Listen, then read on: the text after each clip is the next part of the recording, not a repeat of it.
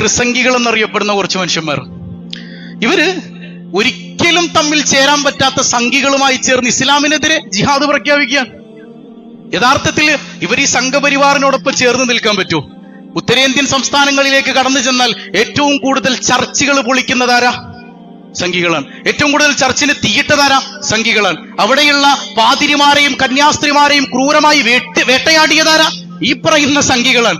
എന്നിട്ടും അവർ ഇവരോടൊപ്പം ചേർന്ന് നിൽക്കുന്നുണ്ടെങ്കിൽ ഒറ്റ ലക്ഷ്യമുള്ളൂ, ഇസ്ലാമിനെ പൊളിക്കണം, ഇസ്ലാമിനെ തകർക്കണം. പക്ഷെ നടക്കൂല കേട്ടോ. ഈ അംറിനെ, ഈ കാര്യത്തെ, ഈ പ്രകാശത്തെ അള്ളാഹു പൂർത്തീകരിക്കും. ആരൊക്കെ ഇടപെട്ടാലും, ആരൊക്കെ ശത്രുവായി വന്നാലും അള്ളാഹു ഇത് പൂർത്തീകരിക്കും. പരിശുദ്ധ മുഹമ്മദുർ റസൂലുള്ളാഹി സ്വല്ലല്ലാഹു അലൈഹി വസല്ലം. ഇപ്പോ വഖഫ് ബില്ലുമായി ബന്ധപ്പെട്ട ഒന്ന് രണ്ട് കാര്യങ്ങൾ. വഖഫ് ബില്ല് എന്താണ്? ഈ വഖഫ് ബില്ലിന്റെ ലക്ഷ്യം ഏതെങ്കിലുമൊക്കെ ഒരു സമുദായത്തെ ഉദ്ധരിക്കലാണോ? രാജ്യത്ത് ഐക്യമുണ്ടാക്കലാണോ? അല്ലല്ല. ബുദ്ധിയുള്ള ഒരു മനുഷ്യൻ ഈ വഖഫ് ബില്ലുമായി ബന്ധപ്പെട്ട ചർച്ചയിൽ പങ്കെടുക്കുകയും അല്ലെങ്കിൽ ഇതിനെക്കുറിച്ച് മനസ്സിലാക്കുകയും ചെയ്താൽ അവന് തിരിച്ചറിയുന്ന ഒരു കാര്യമുണ്ട്, ഒറ്റ ലക്ഷ്യം ഇസ്ലാമാണ്. മുസ്ലിംകളെ അവരുടെ ന്യൂനപക്ഷപരമായ അവകാശങ്ങളെയൊക്കെ ഹനിച്ചിട്ട്, ഭരണഘടനാപരമായ അവകാശങ്ങളെയൊക്കെ ഹനിച്ചിട്ട് അവരെ അരുകുവൽക്കരിച്ച് മാറ്റി നിർത്തുക എന്ന ഒരൊറ്റ ഹിഡൻ അജണ്ട. ഇത് മാത്രമാണ് 100% ഈ വഖഫ് ബില്ലിന്റെ പിന്നിലുള്ളത്. അല്ല എന്ന് തെളിയിക്കാൻ പറ്റിയ ആരാളുള്ളത്? ഇല്ലേ? ഇപ്പൊ നിങ്ങൾ ചിന്തിച്ചു നോക്കും, മുത്തലാഖ് നിയമം ഇവിടെ കൊണ്ടുവന്നപ്പോ പറഞ്ഞ വാക്കെന്താ? ഇത് മുസ്ലിം സ്ത്രീകളെ ഉദ്ധരിക്കാനുള്ളതാണ്. എന്നിട്ട് എന്താ സംഭവിച്ചത്? കുറെ സംഘിച്ചികൾ വേഷം മാറി നിക്കാബ് ഇട്ട് വന്ന് ഞങ്ങൾ ഹൈ എന്ന് മുദ്രാവാക്യം വിളിച്ചതല്ലാതെ മുസ്ലിം സ്ത്രീകൾ ഉദ്ധരിക്കപ്പെട്ടോ ഇവരുടെ ഈ ബില്ല് കാരണം? അതുപോലെ തന്നെ CAA കൊണ്ടുവന്നപ്പോ ഇത് ഒരു സമുദായത്തിനും എതിരല്ല എന്ന് പറഞ്ഞ ആളുകൾ, അവിടെയും ലക്ഷ്യം എന്തായിരുന്നു? ഇനി വഖഫ് ബില്ലിലേക്ക് കടന്നു വന്നാൽ ഒരു മതത്തിന്റെയും സ്വാതന്ത്ര്യത്തിൽ ഞങ്ങൾ കൈയിടൂല എന്ന് പറഞ്ഞിട്ട് ഇവരെന്തായി കാണിക്കുന്നത്? അപ്പൊ ബുദ്ധിയുള്ള മനുഷ്യന് ചിന്തിച്ചാൽ മനസ്സിലാകും, കൂടുതൽ ചിന്തിക്കാതെ തന്നെ വ്യക്താകും. ഈ ബില്ലുകളൊക്കെ ചൂടപ്പം പോലെ ചുട്ടെടുക്കുന്നത് ഒറ്റ ലക്ഷ്യത്തിന്മേലാണ്, ഇസ്ലാം വിരോധം. ഇസ്ലാമിനെ ഇല്ലാതാക്കണം. അള്ളാഹു പൂർത്തീകരിക്കും. നിങ്ങൾ എന്തൊക്കെ കളി കളിച്ചാലും, നിങ്ങൾ ഏതൊക്കെ ബില്ലടിച്ചിറക്കിയാലും, നിങ്ങൾ ഏതൊക്കെ നിയമങ്ങൾ പാസാക്കിയാലും, ഏത് ബില്ല് നിയമമായി പുറത്തേക്ക് വന്നാലും തകരൂലട്ടോ. അള്ളാഹു പൂർത്തീകരിക്കും. സയ്യിദുനാ റസൂലുള്ളാഹ്. ഇപ്പോ ഈ വഖഫ് ബില്ലുമായി ബന്ധപ്പെട്ട ചർച്ച വരുമ്പോ ഇതൊരു തുടക്കാണോ? അല്ലല്ല. ഇത് ഒടുക്കമാണോ? അല്ല. അത് ഈ ഭരണകൂടം നിലവിൽ വന്നപ്പോഴുള്ള ഒരു അജണ്ടയുണ്ട്. അത് ഇസ്ലാമിനെ അരികുവൽക്കരിക്കുക എന്നുള്ളതാണ്. ഇവർ കൊണ്ടുവന്ന ഏത് നിയമം എടുത്തു നോക്കിയാലും ഒരേ ഒരു ലക്ഷ്യം അത് തന്നെയാണ്. അപ്പൊ അത്തരം ലക്ഷ്യങ്ങളുടെ ഒരു തുടർക്കഥ മാത്രമാണ് ഈ വഖഫ് ബില്ല് എന്ന് പറയുന്നത്. ഇന്നത്തോണ്ട് ഇത് അവസാനിക്കുന്നില്ല. നാളെ വേറൊരു ബില്ല് വരും, നാളെ വേറൊരു നിയമം വരും. ഇതിങ്ങനെ തുടർക്കഥയെന്നോണം നിങ്ങളുടെ പിന്നിലുണ്ടാകും. ഇത് സംഭവിക്കുമെന്ന് പഠിപ്പിക്കുന്നുണ്ട് സയ്യിദുനാ റസൂലുള്ളാഹി സ്വല്ലല്ലാഹു അലൈഹി വസല്ലം. കോർപ്പറേറ്റ് ഭൂമാഫിയകളുടെ അജണ്ട ഇതിന്റെ പിന്നിലുണ്ട് എന്ന് ആർക്കാണ് മനസ്സിലാകാത്തത്? അതിന്റെ കളിപ്പാവകളായി, അവരുടെ കളിപ്പാവകളായി യഥാർത്ഥത്തിൽ ഈ രാഷ്ട്രത്തിന്റെ അധികാരികൾ മാറുമ്പോ പണ്ടിവർ ബ്രിട്ടീഷുകാർക്ക് ചെയ്തു കൊടുത്ത പാദസേവയാണ് ഓർമ്മ വരുന്നത്.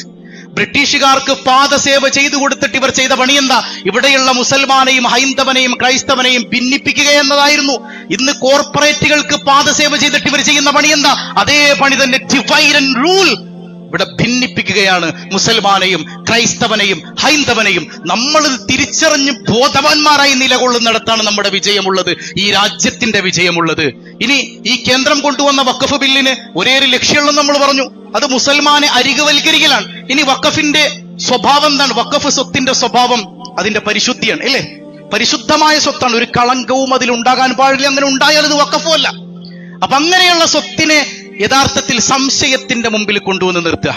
ഇപ്പൊ പുതിയ ഭേദഗതിയിൽ മുസ്ലിംകൾ മറ്റുള്ളവരുടെ സ്വത്ത് അപഹരിക്കുന്നു എന്നുള്ളൊരു തോന്നൽ ജനങ്ങൾക്കിടയിൽ ഉണ്ടാക്കിയെടുക്കാൻ കഴിഞ്ഞു എന്നുള്ളതാണ്, അല്ലെ? ആ ഭേദഗതിയിലൂടെ, ഈ ഒരു ബില്ല് ഭേദഗതി നടത്തുന്നതിലൂടെ ജനങ്ങൾക്കുണ്ടായ മനസ്സിലുണ്ടായ ഒരു തോന്നൽ എന്താ? മുസ്ലിങ്ങളൊക്കെ കാണുന്ന സ്വത്തൊക്കെ തട്ടിയെടുക്കാണ്, അവർക്ക് മറ്റുള്ളവരുടെ സ്വത്ത് ഏത് നിമിഷം വേണമെങ്കിലും വഖഫാണെന്ന് പറയാം. ഒരു മനുഷ്യന്റെ സ്വത്ത് അന്യായമായി തട്ടിയെടുത്താൽ അത് വഖഫാകൂ? ഇല്ല.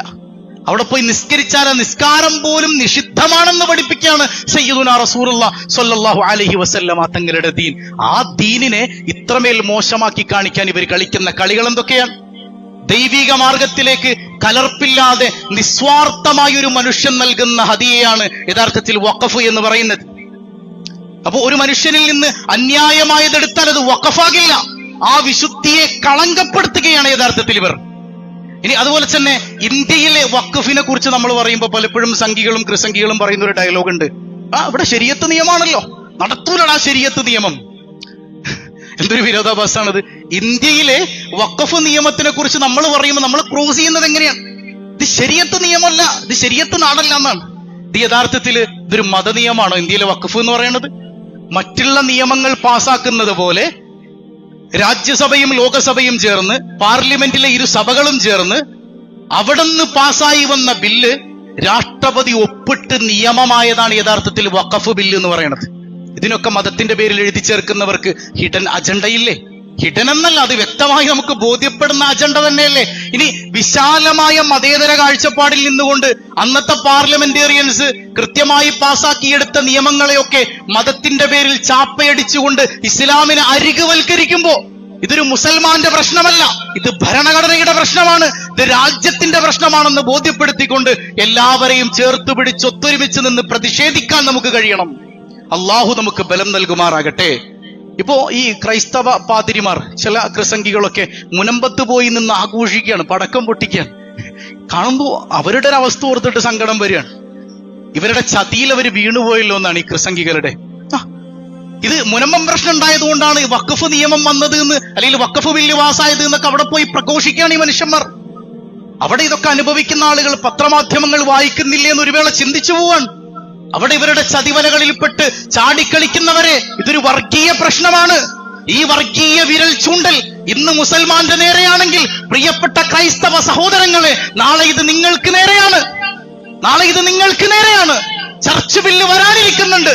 ഇന്ന് നിങ്ങളുടെ മതസ്ഥാപനങ്ങൾ, നിങ്ങളുടെ ചർച്ചുകൾ സുരക്ഷിതമായി നിൽക്കുന്നുണ്ടെങ്കിൽ RSSകാരൻ ചൂട്ടുപിടിക്കുന്നത് കൊണ്ടല്ല, ഇന്ത്യ രാജ്യത്തിന്റെ നിയമം ശക്തമായതുകൊണ്ടാണ്. ആ നിയമം, അതിന്റെ ആനുകൂല്യം ഞങ്ങൾക്കും കിട്ടണമെന്നേ മുസ്ലിങ്ങൾ പറയണുള്ളൂ. വഖഫ് സ്വത്തിനും അത് കിട്ടണമെന്നേ പറയണുള്ളൂ. അല്ലാതെ അന്യായമായതൊന്നും മുസൽമാന് വേണ്ട, അന്യായമായതൊന്നും വഖഫല്ല. അവിടെ ഞങ്ങൾ പ്രാർത്ഥിച്ചാൽ ആ പ്രാർത്ഥന പോലും നിഷിദ്ധമാണെന്ന് പഠിപ്പിക്കുന്ന മതമാണ് അള്ളാഹുവിന്റെ മതം. ഇനി ഈ ഭേദഗതി കൊണ്ടുവരുന്നതോടുകൂടെ വഖഫ് ട്രൈബ്യൂണല് അത് അപ്രസക്താകും, അല്ലേ? ട്രൈബ്യൂണൽ അപ്രസക്താകും. അതിന് പിന്നെ പേരിനുണ്ട് എന്നല്ലാതെ അതിനൊരു വാല്യൂ ഉണ്ടാവൂല. പിന്നെ അതുപോലെ തന്നെ തർക്കത്തിലിരിക്കുന്ന വഖഫ് സ്വത്ത്, അതാണ് ഏറ്റവും കോമഡി.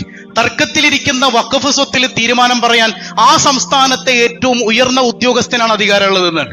നിങ്ങളൊന്ന് ചിന്തിച്ചു നോക്കിയേ, ഇതൊരു കോമഡി അല്ലേ? ഇനി BJP ഭരിക്കുന്ന സംസ്ഥാനമാണെങ്കിൽ ആ സംസ്ഥാനത്തെ ഉദ്യോഗസ്ഥൻ എന്ത് തീരുമാനം എടുക്കുക? ഈ വഖഫ് സ്വത്തിന്റെ വിഷയത്തിൽ എന്ത് തീരുമാനം എടുക്കുക?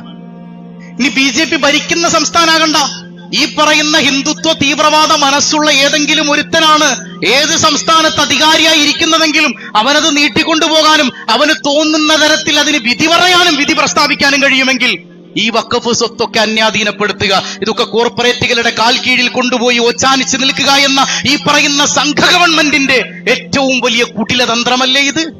ഏറ്റവും കുടിലമായ തന്ത്രമല്ലേ? ഇപ്പൊ ബുദ്ധിയുള്ളവൻ ഇതൊക്കെ ചിന്തിച്ചാൽ മനസ്സിലാകും എന്നുള്ളതാണ്. ഇപ്പൊ വിശ്വാസ പ്രാധാന്യമുള്ള വഖഫ് എന്ന് പറയുന്ന സംഗതിയിലേക്ക് മറ്റൊരു കോമഡി അമുസ്ലിങ്ങളെ പ്രവേശിപ്പിക്കലാണ്. വഖഫ് ബോർഡ് അംഗങ്ങളായി മുസ്ലിംകളല്ലാത്ത ആളുകൾക്കും പ്രവേശിക്കാൻ പറ്റും എന്നുള്ളതാണ്. ഇതൊരു വിശ്വാസ പ്രാധാന്യമുള്ള സംഗതിയാണ്. ഇതുമായിട്ട് പുലബന്ധം പോലും ഇല്ലാത്ത ആളുകൾ അതിന്റെ ഉള്ളിലേക്ക് വരിക എന്ന് പറയണത് അല്ലേ, അത് അൺസഹിക്കബിൾ ആണ്. സഹിക്കാൻ പറ്റുന്ന ഒന്നാണോ ഇത്? യഥാർത്ഥത്തിൽ മതപരമായ ഒരു കാര്യത്തെ രാഷ്ട്രീയവൽക്കരിക്കുന്ന ഏറ്റവും നികൃഷ്ടമായ ഒരു കാഴ്ച നമുക്കിവിടെ കാണാൻ പറ്റും. ദേവസ്വം ബോർഡിൽ എന്തുകൊണ്ട് ഇത്തരം മതസ്ഥരെ പ്രവേശിപ്പിക്കുന്നില്ല? നമ്മൾ പറയുന്നുണ്ടോ ഞങ്ങൾക്കും ദേവസ്വം ബോർഡിൽ കയറണമെന്ന്? പറയുന്നില്ല, ഇല്ല. പക്ഷെ മുസ്ലിംകളുടെ വിഷയം വരുമ്പോ അവരുടെ കാര്യങ്ങളൊക്കെ ഞങ്ങളുടെ കൺട്രോളിലാകണം. മുസ്ലിംകളുടെ വിശ്വാസപരമായ കാര്യങ്ങൾ പോലും ഭരണകൂടത്തിന്റെ ഇടപെടലിന് കഴിയുന്നതാകണമെന്ന ഏറ്റവും മോശമായ ഭരണഘടനയുടെ പച്ചയായ ലംഘനമല്ലേ ഇവിടെ നടക്കുന്നത്? ഭരണഘടന അനുസരിച്ച് എനിക്ക് ഇവിടെ ഒരു മതത്തിൽ ജീവിക്കാനും ആ മതത്തിനെ പ്രൊപഗേറ്റ് ചെയ്യാനും അവകാശവും സ്വാതന്ത്ര്യവും ഉണ്ടെന്നിരിക്കെ അതിനിടയിലേക്ക് നുഴഞ്ഞു കയറുന്ന ഗവൺമെന്റ് ഉണ്ടാവുക എന്ന് പറയുന്നത് ഭരണഘടനയുടെ പച്ചയായ ലംഘനമല്ലേ? എന്ത് വിലയാണ് യഥാർത്ഥത്തിൽ ഇവർ ഇന്ത്യ മഹാരാജ്യത്തിന് കൊടുത്തിട്ടുള്ളത്? എന്ത് വിലയാണ് ഇവർ കൊടുത്തിട്ടുള്ളത്? അതുകൊണ്ട് തന്നെ ഇത് കേവലം ഒരു മുസൽമാന്റെ പ്രശ്നം മാത്രമല്ല, ഇത് ഭരണഘടനയുടെ പ്രശ്നമാണ്. ഇത് രാജ്യത്തിന്റെ പ്രശ്നമാണ്. ഇവിടെ മുസൽമാൻ മാത്രം എഴുന്നേറ്റ് നിന്നാൽ പോരാ. ഇവിടെ മുസൽമാനും ക്രൈസ്തവനും ഹൈന്ദവനും മതമുള്ളവനും ഇല്ലാത്തവനും ഒന്നിച്ചെഴുന്നേറ്റ് നിന്ന് പ്രതിഷേധിക്കാൻ കഴിയണം. ചിലര് ചോദിക്കുന്നുണ്ട്, ഇനിയിപ്പോ പ്രതിഷേധിച്ചിട്ട് എന്താ കാര്യം, രാഷ്ട്രപതി ഒപ്പിട്ടാ പിന്നെ നിയമാകൂല്ലേ എന്നാണ്. എന്തിയാതി വർച്ചാനാണത്. എടോ, ഇനി നിയമായിക്കോട്ടെ, ഇവിടെ ഒന്നിച്ചെഴുന്നേറ്റ് നിന്ന് നിലവിളിക്കാൻ പറ്റുന്ന വലിയൊരു സമൂഹമുണ്ട് എന്ന് ബോധ്യപ്പെടുത്താനെങ്കിലും കഴിയണ്ടേ? ഒന്നുമില്ലാതെ മിണ്ടാതെ നാൽക്കാലികളെ പോലെ ഇരുന്നാൽ അവർക്കും നമുക്കും തമ്മിൽ എന്ത് വ്യത്യാസമാണുള്ളത്? പ്രതിഷേധിക്കാതെ പിന്നെ മിണ്ടാതിരിക്കണോ? ഇവിടെ മുസ്ലിം സംഘടനകളുണ്ട്. ഈ സംഘടനകൾ എല്ലാവരും തന്നെ സുപ്രീം കോടതിയെ സമീപിക്കണം. ഇങ്ങനെ ചില ആളുകൾ ഇവിടെ ഉണ്ട് എന്ന് ബോധ്യപ്പെടുത്താൻ നമുക്ക് കഴിയണം. ആ ഒരു ഐക്യം നമുക്കിടയിൽ ഉണ്ടാകണം. പൊതുവിഷയത്തിലെങ്കിലും ഒന്നിച്ചിരിക്കാൻ ഉമ്മത്തിന് കഴിയണം. അല്ലാഹു റബ്ബുൽ ആലമീൻ ആ ഐക്യം നമുക്കിടയിൽ നൽകി അനുഗ്രഹിക്കുമാറാകട്ടെ. അല്ലാഹ് കൃത്യമായിട്ട് പറഞ്ഞില്ലേ, യുരീദൂന അയ്യുത്ഫിഊ നൂറല്ലാഹ്, അല്ലാഹുവിന്റെ പ്രകാശത്തെ ഊതിക്കെടുത്താൻ അവർ പരിശ്രമിച്ചുകൊണ്ടേയിരിക്കും. പക്ഷെ നടക്കൂല. നാം ഇതിനെ പൂർത്തീകരിക്കുക തന്നെ ചെയ്യുമെന്ന് അല്ലാഹു റബ്ബുൽ ആലമീൻ